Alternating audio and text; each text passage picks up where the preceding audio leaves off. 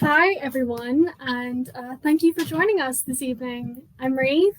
I'm the president of the Queen's Writers Society, also known as Scribblers, and we are coming to you live from No Alibis Bookstore on Botanic Avenue. If you don't know No Alibis Bookstore, it is one of the few independent bookstores in Belfast. It has been living on Botanic Avenue for over 2 decades now. Under normal circumstances, No Alibis would be running book launches, poetry readings, and even the occasional gig. No Alibis is such an important part of the creative community here at Queen's, and I personally love it. If you don't yet know No Alibis, they do specialise in crime fiction, but they also offer literary fiction, poetry, and we have a really impressive children's corner. Tonight is Writers' Night. It is the first of a series of events that Scribblers will be running throughout the year. Joining me this evening to read are the rest of the lovely Scribblers committee and a few of our very talented writers. Say hi, guys. Hello. So what's special about this event is that we'll also be reading from books you can actually buy in No Alibis as well as our own writing. So I suppose without much further ado, I'll kick us off. So I'm going to be reading from Jessica Andrews' Saltwater, which was one of my favourite lockdown reads that was recommended to me by a bookseller in No Alibis. Thank you, John. Always great recommendations. So I'll be reading 2 short sections from this. So here we go. I want a life that is full, which means dirty and delicious. Order seems to mean emptiness, or at least it does for me. I want coffee spilled on the carpet and stew slopped across the stove. I want stacks of dirty plates and cups and bowls, evidence that people have eaten. I want to hold solid shapes in my mouth, boiled potatoes and pasta and whole hot tomatoes. I want paper and pens and scraps of things. Dead wildflowers and clouds of incense ash. I want my hands stained with beetroot juice and bed sheets streaked with the dirt of my days. Compost heaps and biscuit crumbs.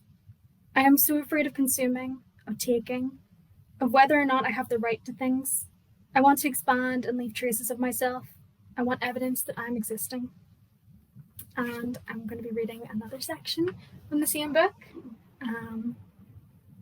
I would like to build a dry stone wall.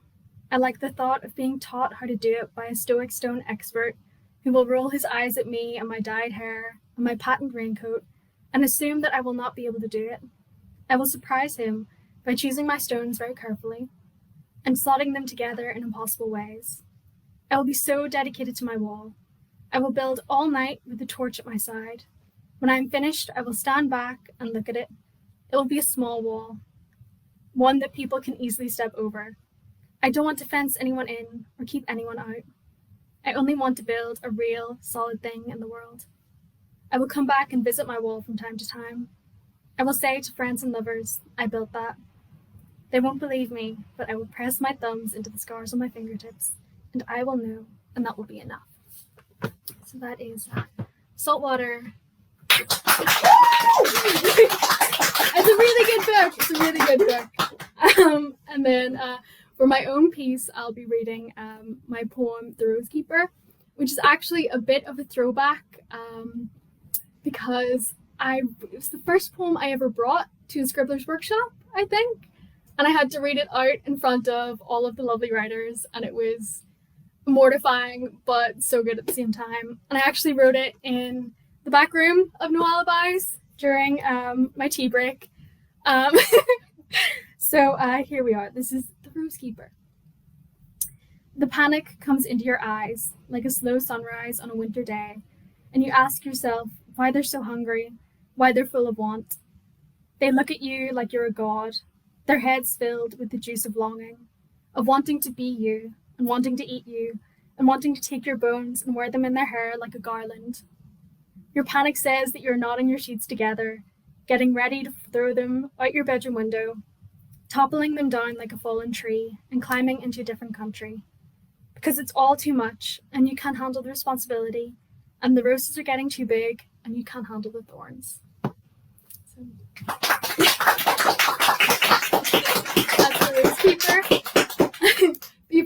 hand off to our next reader, who is Caitlin Young, our lovely PR officer. I'm going to plug No Alibis one more time. No Alibis offers course books for a lot of courses that run at Queen's, such as law and English.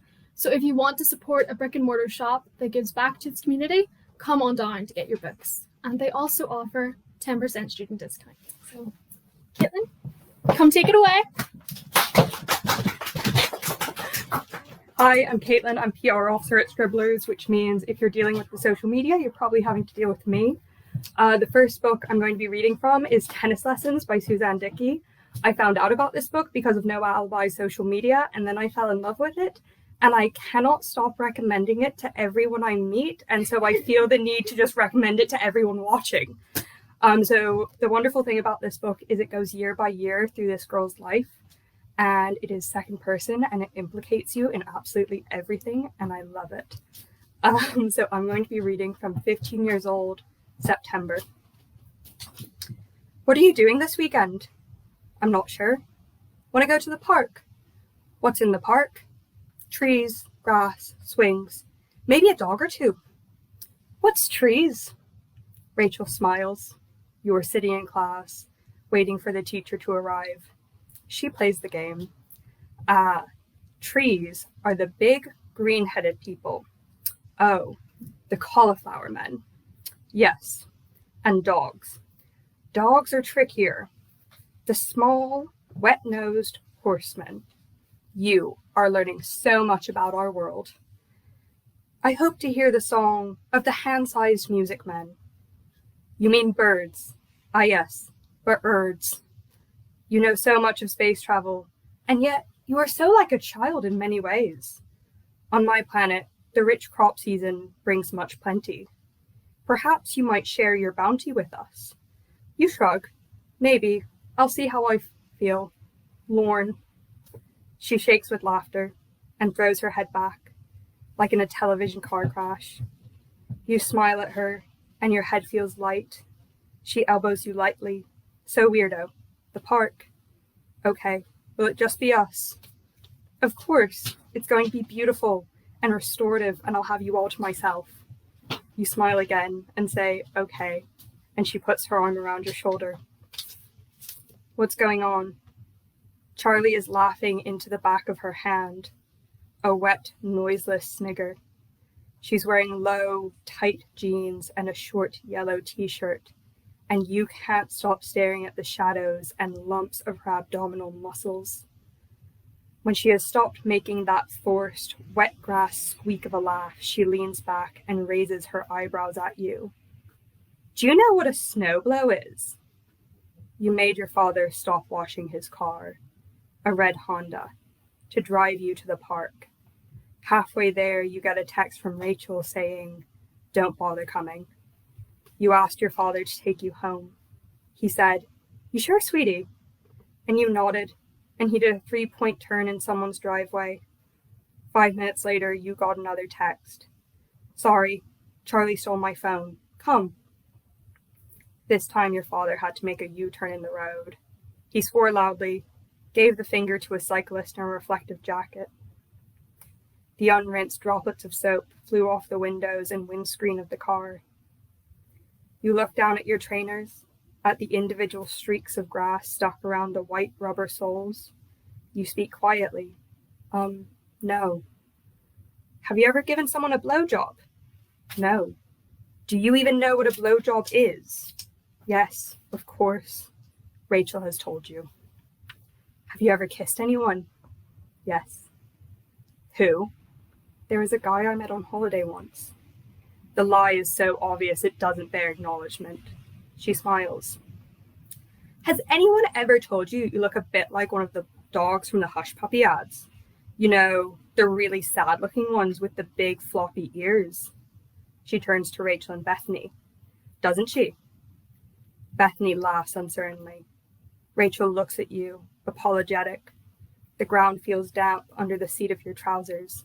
So, who do you fancy? I don't know. Come on, who would you like to give a blowjob to? I don't. I haven't thought about it.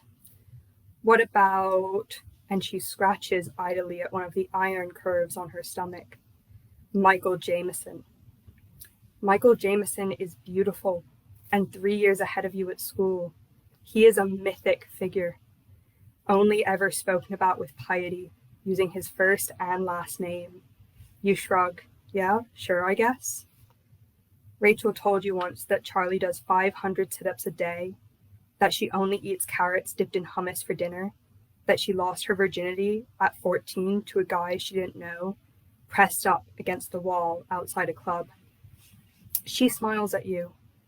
You think you could slide a pair of closed tweezers into the gap between her teeth and then let them spring open, each tooth push further to eat either side, or perhaps coming loose from the gum completely. She leans forward. You know he's gay, right? I heard he has HIV even, which is basically AIDS.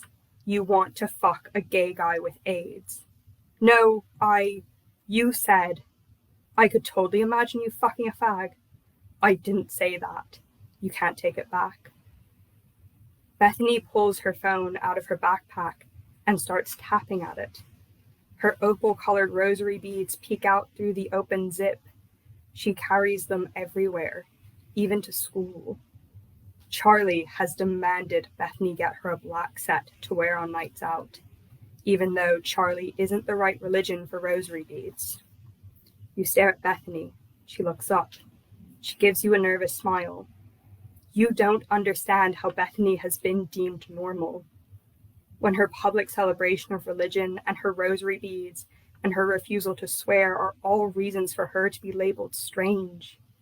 And yet you, whose strangeness is mostly invisible, are the one Charlie's turns her attention to. You continue to stare at Bethany, try to detect a heightened sense of spirituality from her, but she looks away. If you were braver, you would ask, and how does God feel about snowblows and fucking and cruelty? And the sun sits on the surface of the treetops like an ornament, and you hold your hand to your eyebrows to stop yourself from looking at it. You feel a hot prickling behind your eyes, a thickness in your throat. Jesus, don't cry.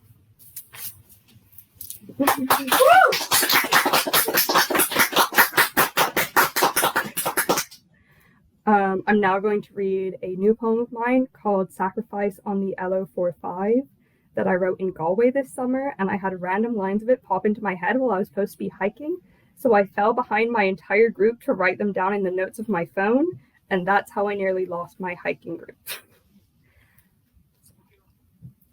Sacrifice on the LO145. I love you like your mother plays the lottery, even when your face is filled with loathing. Is it like the kind of loathing the girls used to get when the teachers found a loose cigarette during locker checks? I'm sorry I never wrote the sonnet about your shoulder, even when I promised that the form would fit the subject. These days I see form like the paint they put over the numbers on a scratch card. Did you use a coin or your nails to find our losing numbers? I've broken out in a popsicle red rash from the freckled fields. Even if I don't survive this summer, keep the corpse where it is.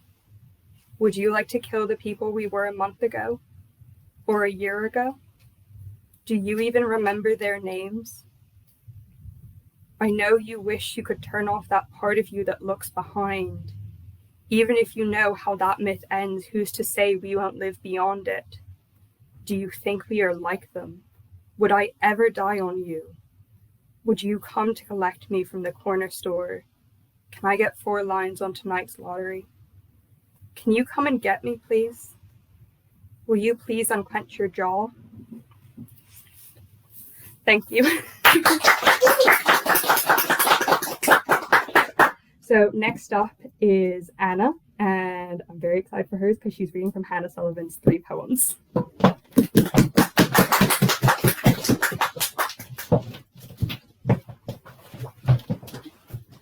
Hi, I'm Anna. I'm the Writers' Society Secretary. So I'm reading from Hannah Sullivan's 3 poems. I'm reading from the second poem called Repeat Until Time, the Herculitis poem, and I'm reading from the section 4.1. Cyclical theories of the universe are out of fashion, but the Big Bang gives you vertigo. You would take thalidomide anything. Picture it as a partially inflated balloon. You think of something red in the Christmas tree, how it inflates into long-bellied reindeer. Then, overfilmed, they deform, bleach. How Santa staggers wasted to his sled. But there is nowhere to be looking from. The balloon is the whole universe, so how can you be holding its neck, tromboning the rubber band? And the smell of pine needles and warm-through rubber. The smoothness and flatness of the universe is hard to explain with deflationary models. There is a problem of dark energy. But to think of it all happening over and over, universe after universe, each universe flat, consumed by fire, then cooling slowly like ice cubes on August afternoons, shells and pools, raw eggs whenever checked on, only for the freezer to be ravaged by fire on a hidden fifth dimension until a new universe is born. What would another bubble form to pop just so? Would it be no pulp OJ next time too?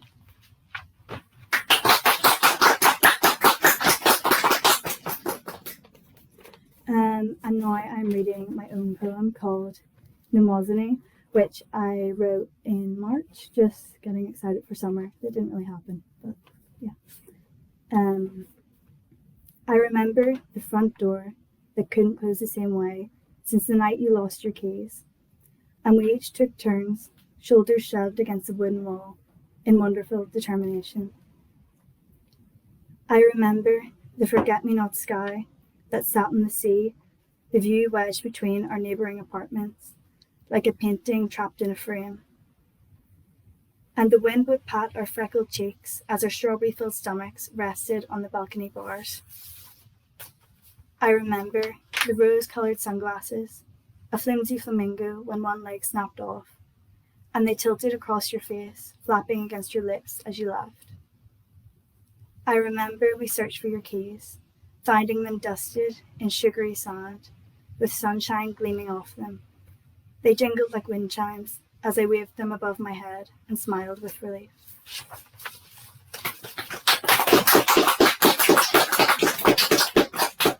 And now up next is Jasper reading Slaughterhouse-Five. Yes? That is the ticket.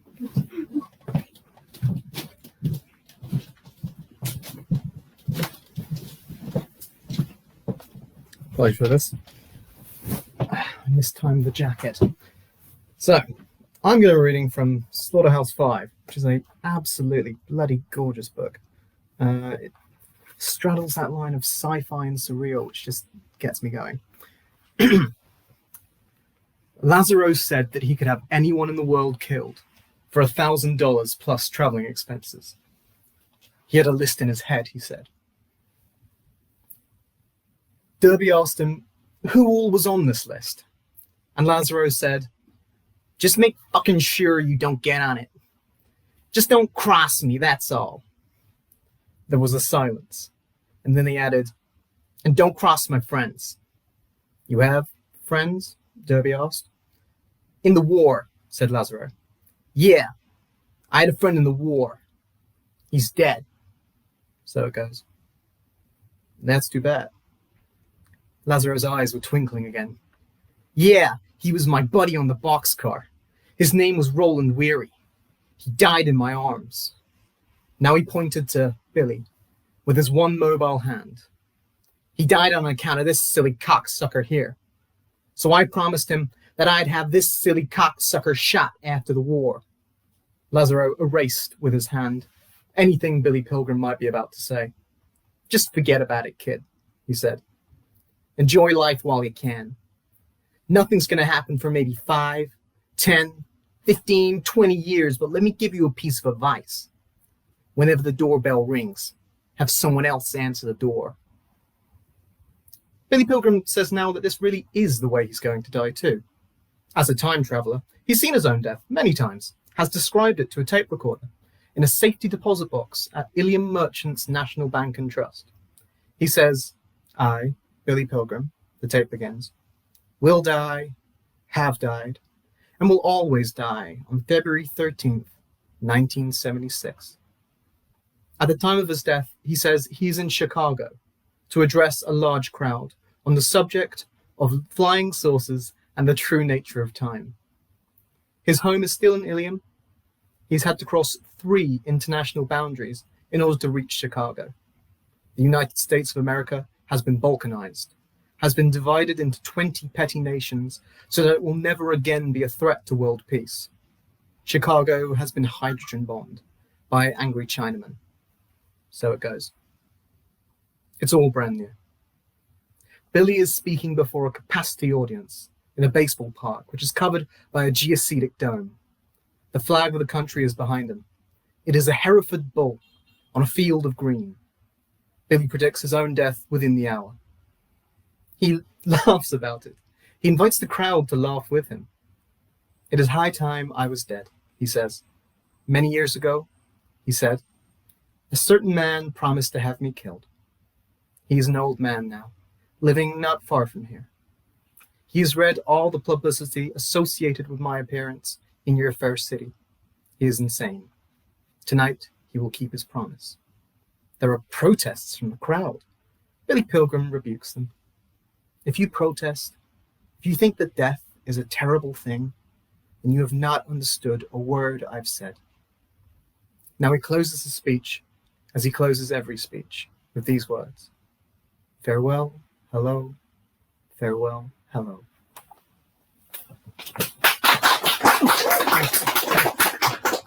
Now I'm going to read my own thing, which is very, very heavily inspired by Slaughterhouse. Specifically, that kind of mantra that runs throughout it, the so it goes, that kind of almost ironic nihilism, fucking humor. It's brilliant. I love it. Anyways, moving on. Al liked to smoke. Al liked to drink. He also famously liked to read. Now, between you and I, he liked reading so much as it so perfectly facilitated his primary 2 likes.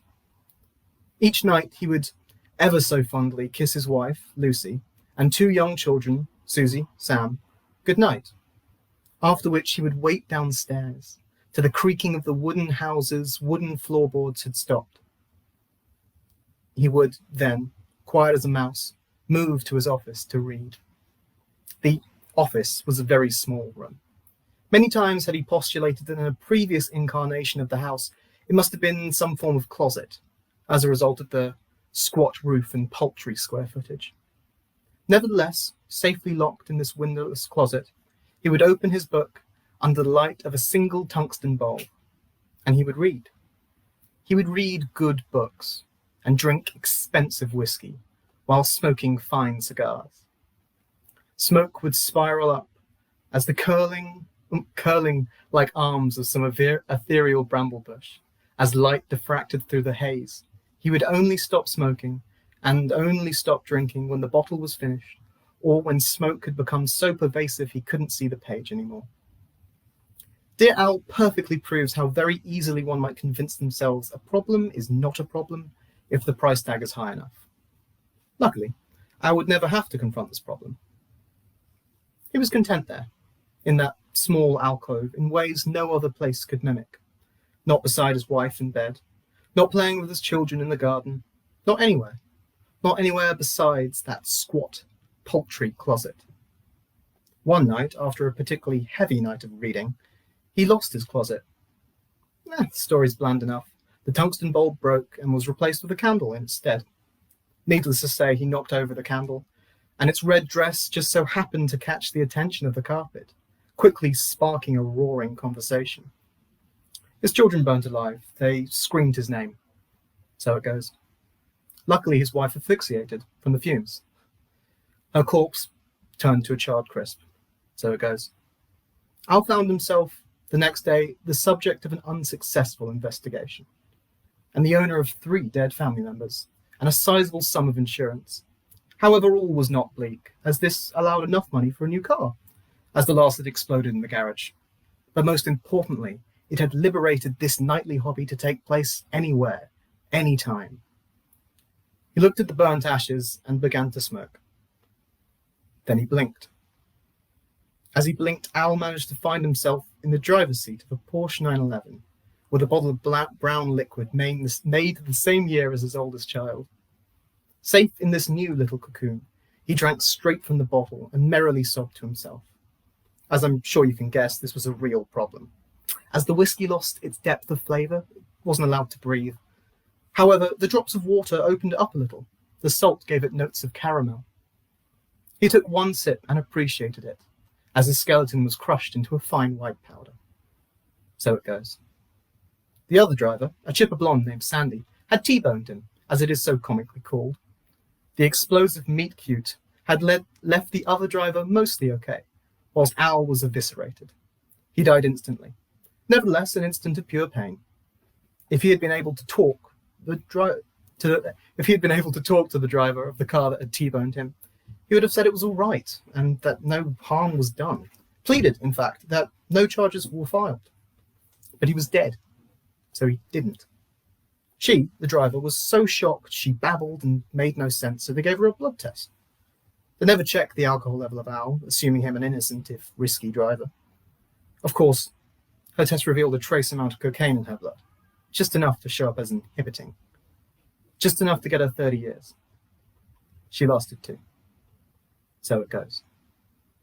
In the light of the moon, their souls spiraled up, like the curling arms of some ethereal bramble bush, as blue light diffracted through the haze. I believe, Nancy, you're up next. Oh, also, I'm the vice president.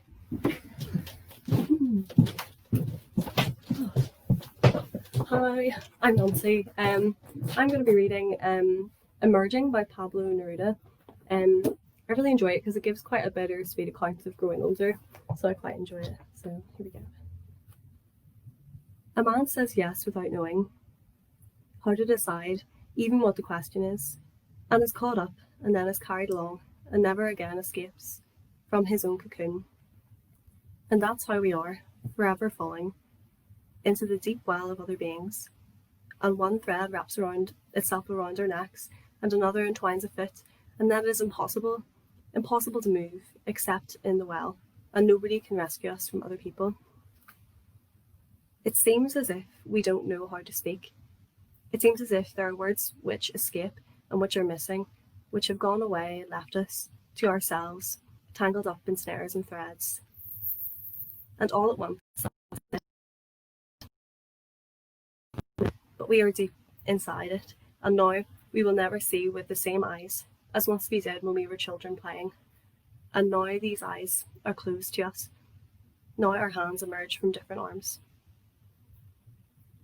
And therefore, when you sleep, you're alone in your dreaming, and running freely through the corridors of one dream only, which belongs to you. Oh, never let them come and steal our dreams, and never let them entwine us in our bed. Let us hold on to the shadows, to see if from our own obscurity we emerge and grope along the walls, and lie in wait for the light to capture it, till once and for all time it becomes our own and sun of every day.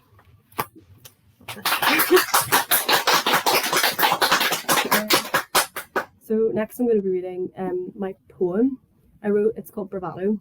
It was based off like a writing prompt that is put on social media, so it sort of shows up like the front that people put up for their insecurities comes across as bravado. So she was a big shot living a long shot. A life of fragility led her to depend on conspiracy, so she tried only to think of where her feet would take her next.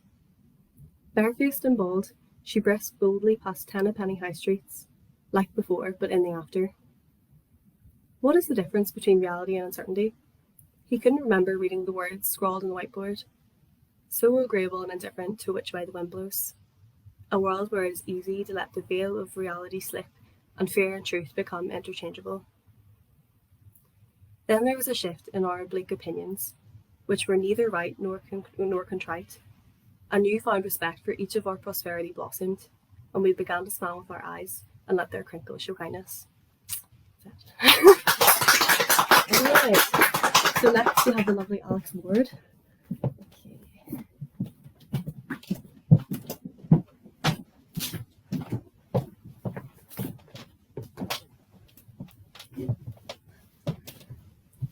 Hi, so first I'll be reading from Phoebe Wallabridge's Fleabag, The Scriptures, an amazing book of scripts from her TV show Fleabag, and I'll be reading from Series 2, Episode 6.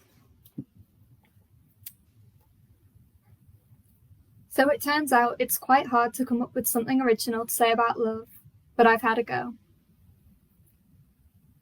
Love is awful. It's awful. It's painful, it's frightening. It makes you doubt yourself, judge yourself, distance yourself from other people in your life, makes you selfish, makes you creepy, it makes you obsessed with your hair, makes you cruel, makes you say and do things you never thought you would do. It's all any of us want, and it's hell when we get there. So no wonder it's something we don't want to do on our own. I was taught that if we're born with love, then life is about choosing the right place to put it. People talk about that a lot. It feeling right. When it feels right, it's easy. But I'm not sure that's true. It takes strength to know what's right. And love isn't something that weak people do. Being a romantic takes a hell of a lot of hope. I think what they mean is, when you find somebody that you love, it feels like hope. So thank you for bringing us all here today. To take words from this book of love, be strong and take heart, all of you who hope.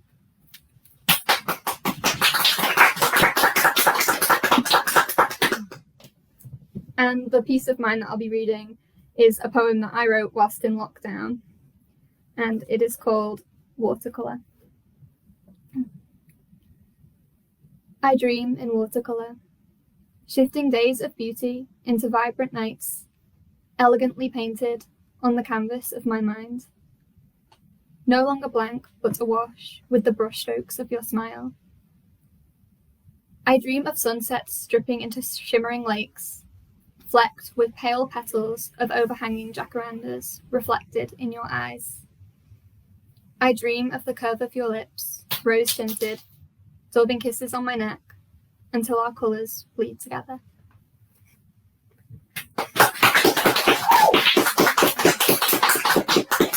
And so next we have the amazing Emma.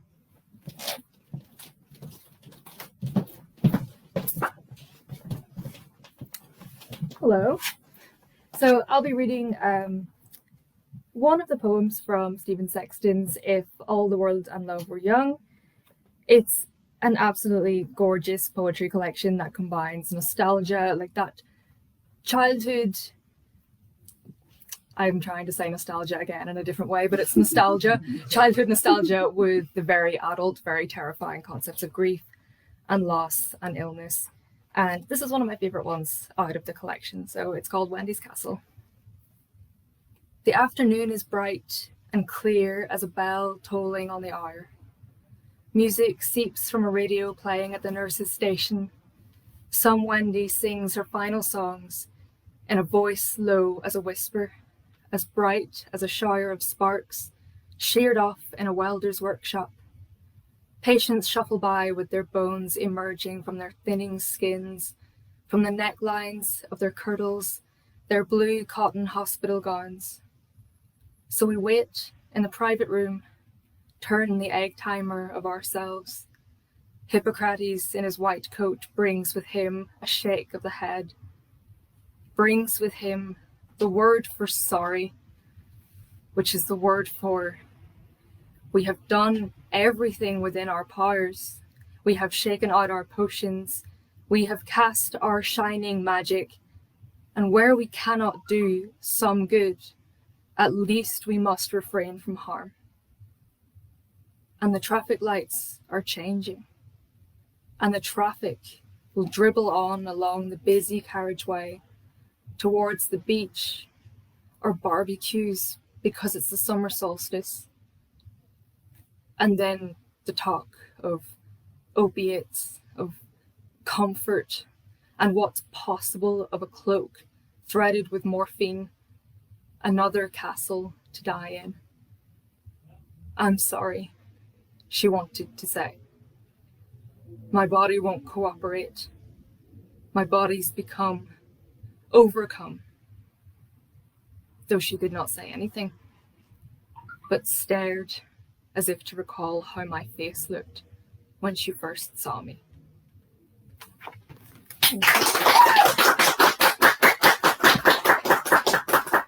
So this is the most recent poem that I've written. It's called The Parlor. It was inspired by a really sweet moment that I had with somebody that I care about very much. And because I'm me, I made it creepy and weird. And I guess because love and relationships during basically the apocalypse is kind of like that. So here it is. A year of knocking on your door, and I don't feel any older. I stole your phone to switch the music over. Come on, Eileen, and I'm kicking off my clothes to keep up with you. You're naked and blue, like a wind-stripped tree in the woods. And I know I shouldn't pin myself to you like a taxidermied honeybee, or make your rib cage a display case for how good and strong my heart can be. But I do. You're a peach pit. The world is ending. I want to eat up all the mess of it so you don't have to see. Stay with me. Keep your hands clean. With you, I want a cockroach kind of eternity, to burrow into you like your arms are a nuclear bunker, and I'm the last person alive with the passcode, with the hazmat suit, with the last can of non-perishable goods. I can't look at you without wanting to claw inside you. There is no such thing as too much, too close. I want the Halloween ghosts. I want the guts.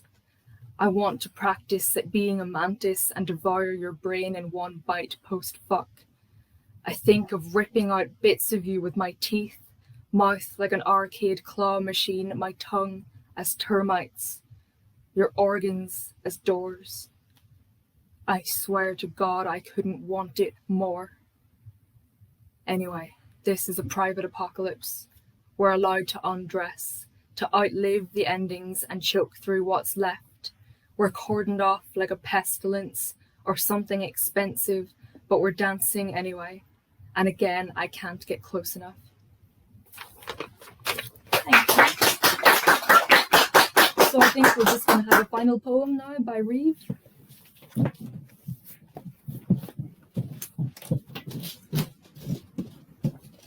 Right, well, I don't know about you guys, but my socks are thoroughly rocked. Before we finish off with a final piece read in true poet fashion off my phone, I just want to say a massive thank you to all of our readers this evening, and thank you to No Alibis for hosting us tonight. It's been amazing being in the presence of art in the flesh again. So we're just going to finish with Kipling's The Bee Boy Song. Here we go. Bees, bees, hark to your bees. Hide from your neighbours as much as you please. But all that has happened to us you must tell, or else we will give you no honey to sell. A maiden in her glory upon her wedding day must tell her bees the story, or else they'll fly away. Fly away, die away, dwindle down and leave you. But if you don't deceive your bees will not deceive you. Marriage, birth, or burying, news across the seas. All you're sad or merry in, you must tell the bees. Tell them coming in and out, where the fanners fan, 'cause the bees are just about as curious as a man. Don't you wait where the trees are, when the white lightnings play, nor don't you hate where bees are, or else they'll pine away. Pine away, dwine away, anything to leave you. But if you never grieve your bees will never grieve you. So, there we go. Thank you for joining us.